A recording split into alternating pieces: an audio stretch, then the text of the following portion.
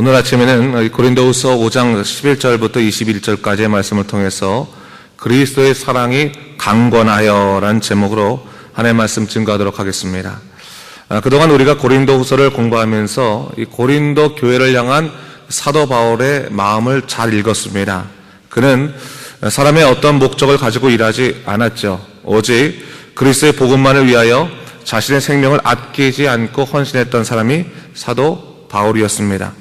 오늘 본문 말씀에도요, 바로 그러한 바울의 심정이 잘 드러나고 있는데, 그는 자신이 복음에 헌신할 수밖에 없었던 이유에 대해서 오늘 본문 14절 말씀에서는 뭐라고 말하고 있냐면, 그리스도의 사랑이 우리를 강건하시다, 강하게 권하고 계시다, 그렇게 말하고 있습니다.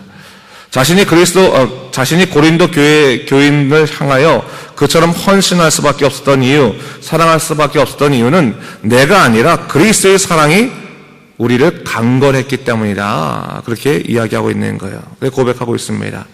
주님께서 그의 심령에 너무나도 강하게 그 사랑으로 역사하셨기 때문에 마치 너희가 미친 것처럼 보일 수 있었어도 우리가 미쳤어도 너희를 위해서 미친 것이고 정신이 온전하여도 너를 위해 온전한 것이었다라고 고백하고 있는 것을 볼 수 있는 것입니다. 여러분, 이 말을 좀 우리가 잘 이해했으면 좋겠다는 생각이 들어요. 우리가 믿음 생활할 때요, 주님의 놀라운 그 사랑을 경험하고 나면 그 다음부터는 그 사랑의 힘으로 살아가는 것입니다. 저는 개인적으로 하나님의 은혜의 빚진 자라는 말을 참 좋아해요. 저도 주님을 생각할 때마다 나도 그 사랑의 빚진 자다, 그렇게 생각을 합니다. 근데 여러분, 하나님의 사랑의 빚진 자로서의 마음이 있으면 달라질 수밖에 없는 것입니다. 어떻게 보면요, 우리가 믿음 생활을 하는 것이 마치 하나님으로부터 무엇인가를 받아내야 되는 그런 빚쟁이 같은 삶을 살 때가 참 많이 있는 거예요. 마치 하나님 이거 줘야 되지 않겠습니까? 내가 좀 믿어줬는데, 내가 주님을 믿어줬는데 내가 기대하는 것들을 더 많이 주셔야지 내가 더 잘 믿을 수 있지 않겠습니까? 라고 하면서 어떻게 보면 항상 하나님께 요구하는 삶, 더 받아내야지만 내가 믿음을 가질 수 있다고 하는 자기 중심적인, 자기 기대적인 삶을 살아갈 때가 참 많이 있습니다. 근데 여러분, 어떻게 보면 내가 기대하는 것들을 더 많이 주셔야지 내가 믿음을 가질 수 있다라고 말하는 사람은 어떻게 보면 그리스도를 정확하게 만난 사람이 아닙니다. 기독교의 복음이라고 하는 것은 십자가에서부터 시작하는 것입니다. 그 말은 십자가 위에서 죄로 인해서 죽을 수밖에 없는 내 자신을 발견하는 것이고, 그리고 그 십자가 위에서 갚을 수 없는 주님의 보혈의 은혜로 용서받는 것을 경험하는 것이고, 그 십자가 위에서 오늘도 살아가게 하시는 하나님의 사랑을 경험하는 것인, 바로 그것이 기독교의 복음인 것이에요. 그래서 십자가가 시작이고 그 십자가를 통해서 살아가는 것이 바로 믿음 생활인 것입니다. 그게 예수님을 제대로 만나게 되면 그 십자가 은혜로 감사하게 되고 빚진 자의 마음으로 복음을 일하지만 더 이상 세상의 논리에 붙잡혀 있지 않고 그리스도 안에서 자유한 삶을 살아가게 되는 것입니다. 오늘 사도 바울이요, 그런 자신의 마음이 고린도 교회 사람들에게 전달하기를 좀 원했어요. 14절과 15절 말씀을 우리 다시 한번 읽어볼까요? 14절 15절 말씀 함께 읽겠습니다. 시작. 그리스도의 사랑이 우리를 강건하시는도다. 우리가 생각하건대 한 사람이 모든 사람을 대신하여 죽었은즉 모든 사람이 죽은 것이라. 그가 모든 사람을 대신하여 죽으심은 살아있는 자들로 하여금 다시는 그들 자신을 위하여 살지 않고 오직 그들을 대신하여 죽었다가 다시 살아나신 이를 위하여 살게 하려 함이라 했어요. 하나님이 모든 사람, 한 사람이 모든 사람을 대신하여 죽었은즉 모든 사람이 죽은 것이다. 그가 모든 사람을 대신하여 죽은 것은 다시 그들 자신을 위해 살지 않고 그들을 위하여 대신하여 죽었다가 다시 사신 누구를 위해 사는 거예요? 예수님을 위해, 하나님을 위해 살게 하는 것이다 라고 바울은 얘기하고 있어요.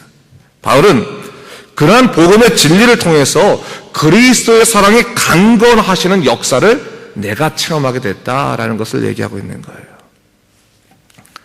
여러분, 예수님이 아니었다면 우리는 영원한 죽음에 이를 수밖에 없었습니다. 그것을 분명히 깨닫게 되면 그 죽음에서부터 살려주신 그리스도의 사랑에 대해서 우리가 빚진 자의 마음을 품을 수밖에 없는 것이고, 매 순간 그 사랑이 우리를 강건하여 우리로 하여금 복음의 삶을 살게 하시는 역사를 우리가 누릴 수밖에 없게 되는 것입니다.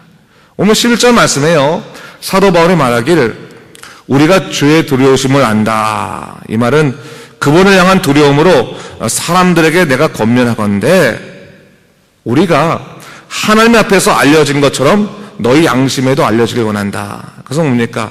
우리가 주님의 두려우심을 내가 항상 생각한다. 내가 복음 안에서 정말 주님의 은혜 가운데서 살아가는데 하나님이 우리를 아시는 것처럼 우리의 마음이 너희의 양심에도 좀 전달되기 원한다. 그러면서 12절 말씀에서 어떻게 이어지냐면 우리가 너희에게 우리를 스스로 드러내려고 하는 것이 아니다. 우리를 내세우려고 하는 것이 아니다.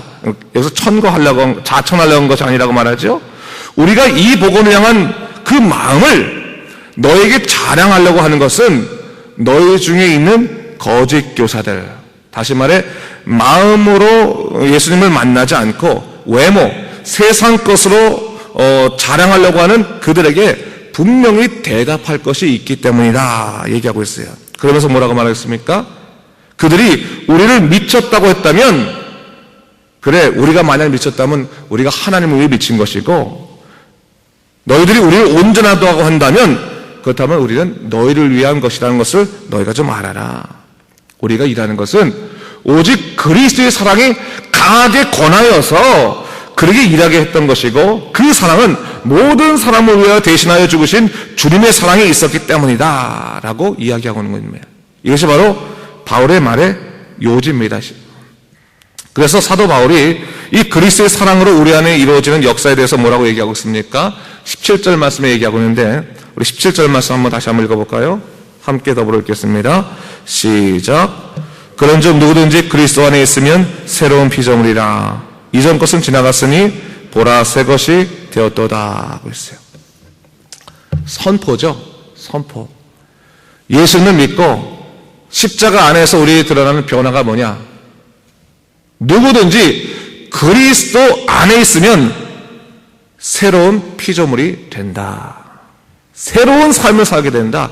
새로운 존재가 된다. 어디에 있으면요? 그리스도 안에 있으면. 그리스도의 밖에 있으면 소용없고 그리스도 안에 있을 때 새로운 피조물이 된다. 사도 바울은요, 사실은 하나님을 안다라고 말하는 사람 중에 하나였죠. 그렇죠?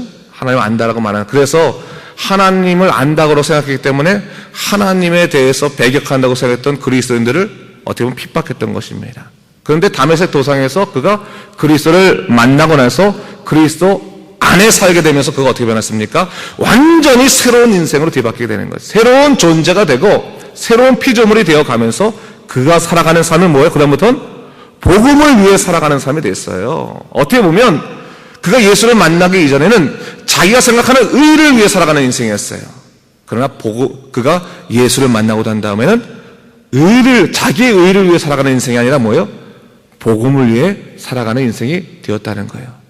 그 다음부터는 죽는 거 두려워하지 않고요, 헐보는 거 두려워하지 않고요, 무시당하는 거 두려워하지 않고요, 그가 낭망하는 거 두려워하지 않고 오직 그리스도의 사랑이 전파되는 것에 힘쓰고 애썼던 사람이 되었다는 것을 성경 우리에게 이야기하고 있습니다. 여러분, 매 순간 저는 그렇게 생각해요. 우리가 매 순간 그리스도 안에 살아가는 삶을, 또한 십자가 은혜 가운데 살아가는 삶을 유지해야 된다. 이 악한 무리들은요, 언제나 우리를 그리스도 안에서부터 빼내려고 하는 거예요, 사실은. 그리스도 안에 있어 누릴 수 있는 평강함, 그리고 하나님의 놀라우신 약속을 통해서 우리가 스스로 이겨낼 수 있는 인내, 또한 여러 가지 삶에 있어서의 감사함, 그런 것을 없애려고 하는데, 그 없애는 가장 커다란 방법은 십자가 안에서 우리를 빼내어서 세상의 경쟁 가운데 우리를 집어넣는 겁니다. 세상의 논리 가운데 우리를 집어넣고 나면 그 다음부터는 예수를 생각할 수 없을 만큼 바쁜 인생 살아가면 그 다음부터 어느 순간인가 감사함도 잃어버리고 주의 은혜도 잃어버리고, 또한 이 세상 속에서 내가 왜 존재해야 되는 것인가 하는 그런 존재의식, 다시 말해 새 사람으로서의 의식을 잊어버리고 마는 거예요. 그리스도 안에 있을 때 새로운 피조물로 살아갈 수 있다는 것을 잊지 말아야 되는 것입니다. 그래서 여러분, 그리스도의 사랑을 경험하고 나면요, 우리 삶이 바뀌어질 수밖에 없는 것이죠. 절망의 언어가 소망의 언어로 바뀌고, 정욕의 삶이 믿음의 삶으로 바뀌며, 자기를 위한 삶이 복음을 위한 삶으로 바뀔 수밖에 없음을 우리가 알아야 되는 것입니다. 그 다음 다시 한번 생각해 보죠. 여러분, 예수님 믿고 나서 여러분에게 무엇이 바뀌었습니까? 오늘도 여러분 그리스도의 사랑이 여러분을 강건하시는 그런 삶 속에 살아가고 있습니까? 다시 한번 우리를 돌아볼 필요가 있는 거예요. 그리스도 안에 있으면 보는 눈이 달라지고 생각이 달라지고 마음이 달라지는 것입니다. 삶이 달라지는 거예요. 18절부터 19절까지 말씀을 읽어요. 18절 19절 말씀 한번 같이 읽을까요? 시작. 모든 것이 하나님께로서 났으며 그가 그리스도로 말미암아 우리를 자기와 화목하게 하시고 또 우리에게 화목하게 하는 직분을 주셨으니 곧 하나님께서 그리스도 안에 계시사 세상을 자기와 화목하게 하시며 그들의 죄를 그들에게 돌리지 아니하시고 화목하게 하는 말씀을 우리에게 부탁하셨느니라. 참 중요한 말씀이에요. 십자가 은혜 가운데 살아가고 있는 사람들에게 너희들의 삶의 변화가 일어난다. 첫 번째 뭡니까? 모든 것이 하나님께로부터 났음을 알게 된다는 거예요. 여러분, 사람이요, 태어나가지고 가장 오해하기 쉬운 게 뭐냐면 세상의 모든 것들은 주인이 없다고 생각하는 거예요. 그래서 내가 열심히 노력만 하면 그것은 내 것이 된다, 내 소유다 라고 생각하고 내가 평생껏 가져갈 수 있다고 생각하고 어떻게 보면 죽고 나서도 내가 그것을 가져갈 수 있다고 생각하는 착각 속에 들어갈 수도 있어요. 이 세상의 모든 어느 하나 것도 다 내 것은 없습니다. 잠시 내가 만질 수도 있고 내가 누릴 수도 있을 것뿐이에요. 하나님이 허락하시면 우리 그것을 누릴 수 있을 뿐이에요. 정말 값어치 있는 것은 우리가 돈 주고 사지도 못해요. 거저 주어줘서 누릴 것이 더 많습니다. 그런데 여러분, 이상하게도 예수를 믿지 않을 때는 그것을 알지 못하는 거예요. 내가 노력해서 내가 받은 것을 이건 이제부터 내 거야. 너 가져가지 마. 이건 틀려서 내 거라고 생각하는데 예수를 믿고 나면 그 다음부터 보는 눈이 달라요. 모든 것은 다 하나님이 주셨기 때문에 내 것이 아닌 거예요. 하나님의 것인 거예요. 내게 맡겨주셨어요. 그렇다면 잠시 내게 맡겼을 이때 내가 나눌 수도 있는 거예요. 눈이 달라지는 거예요. 예수 안에서는 새로운 삶이 시작되는 것이죠. 그것뿐입니까? 중요한 건 예수 안에서는 뭐가 일어나는 거예요? 하나님과 화목하게 되는 것이 가장 큰 인생의 목적이고 중요한 것이라는 것을 깨닫게 되는 거예요. 죄로 인해서 하나님과 단절된 인생이 내가 예수 안에서 하나님과 화목하게 되므로 인해서 내가 가장 행복하고 내가 가장 의미 있는 인생을 살게 되었다는 것을 알게 되는 것이죠. 사람들마다요, 열심히 노력하고 사는 이유가 뭡니까? 자신이 생각하는 목적이 있기 때문 아니겠습니까? 어떤 사람은 야, 내가 10억 버는 것이 내 인생의 목적이다 하기 위해서 열심히 장사하고 열심히 일해서 10억 버는 것이 그 사람의 인생이에요. 어떤 사람에게는 나는 어떤 그 일을 이루는 것이 인생이다 그러면 그거 열심히 노력해서 그거 이룹니다. 각자 사람에게 목적이 있어요. 근데 중요한 건 뭐냐면 그 목적이 정말로 그 사람이 인생을 살아가면서 가장 절실하게 요구되는 가장 중요한 목적이었냐라고 하는 거예요. 여러분, 우리가 하나님과 단절되어 있을 때는 정말 우리가 태어나서 이루어야 될 목적을 우리가 깨닫지를 못하는 거예요. 예수님을 만나고 나서 십자가를 경험하고 나서 그때서야 내가 인생을 살아가면서 제1의 목적이 하나님과 화목하게 되는 것이었구나 라는 깨닫게 되는 거예요. 그리고 그 화목하게 되는 것은 내 노력으로 되는 것이 아니라 예수 그리스도께서 나를 구원해 주시는 그 십자가의 은혜 가운데서 되는 것이구나 라는 것을 깨닫게 되었을 때 우리 인생은 완전히 달라지는 겁니다. 그럼 그 다음부터는 인생이 달라질 수밖에 없는 거죠. 바로 그것을 얘기하고 있는 거예요. 여러분, 복음 안에서 달라지십시오. 세계관이 달라지는 거예요. 그러려면 뭡니까? 인생이 어떻게 달라지는 거예요? 다른 사람들을 하나님과 화목하게 하게 하는 직분을 통해 일하게 된다는 거예요. 자기 자신만을 위해 사는 게 아니라 어떻게 하면 내가 예수님을 증거해서 저 사람이 하나님과 화목하게 될 수 있을 것인가? 전도를 하고 이야기를 하고 정말 하나님의 놀라신 역사를 증거하는 삶을 살게 된다는 거죠. 여러분, 하루 바쁘시겠지만 예수 믿지 않는 사람들이 나아가서 복음을 증거하십시오. 화목하게 하는 직분을 주신 거예요. 그 직분을 행할 때 우리 마음속에는 하나님과 우리와 화목하게 된 그 놀라운 은혜의 기쁨들을 우리가 더 크게 누릴 수 있게 되는 거예요. 여러분, 전도가 갖고 있는 특징이 있습니다. 특징. 처음에 우리가 나가서 전도하라고 그러면 내가 어떻게 전도를 하나? 내가 이게 믿음이 없는데 이렇게 전도를 하나? 내가 어떻게 복음을 증거하나? 그렇게 생각할 때가 있어요. 그런데 이상하게 복음을 증거하면 내 마음속에 하나님에 대한 온전한 믿음의 확신이 일어나기 시작하는 거예요. 성령께서 이끄세요. 이끄시는 거예요. 믿음이 있어서 증거하는 것이 아니라 증거할 때 하나님께서 더욱더 내게 그것을 감당할 수 있는 큰 믿음을 허락하시더라는 거예요. 달라지는 거예요. 화목하게 하는 직분 여러분이 주셨습니다. 그것을 여러분이 행할 수 있는 것이 참으로 중요하다는 것을 성경은 얘기하고 있습니다. 그래서 20절 말씀 보니까요.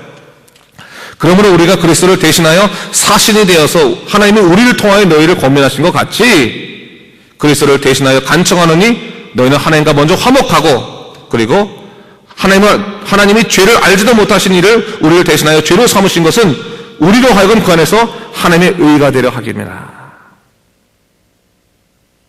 예수께서 너희를 구원하시고 죄로 인해 죽으셨으니 바로 변화된 우리가 하나님의 의가 되는 것이 아니냐.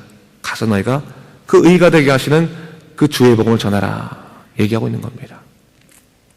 다시 한번 오늘 본문을 생각하면서 이 모든 것이 무엇을 통해 됐다는 거예요? 그리스도의 사랑이 뭐예요? 강건하여. 여러분 오늘 하루도 그리스도의 사랑이 강건하시는 삶을 살기 바랍니다. 여러분의 뜻대로, 여러분의 마음대로, 여러분의 기분대로 사는 것이 아니라 그리스도의 사랑이 강건하여서 오늘 하루도 정말로 하나님이 주신 이 하루가 의미 있게 기쁘게 마무리될 수 있도록 하나님의 사랑에 강건되어 살아간 여러분 되시길 주님의 이름으로 축원합니다. 기도하겠습니다.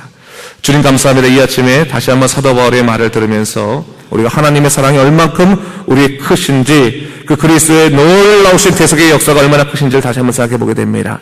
하나님의 은혜를 아는 사람이 되게 하시고 그 사랑의 빚진 자로서 세상에 나가서 하나님을 증거하는 믿음의 사람이 되시도록 인도하여 주시옵소서. 감사드리며 예수님 이름으로 기도드립니다. 아멘.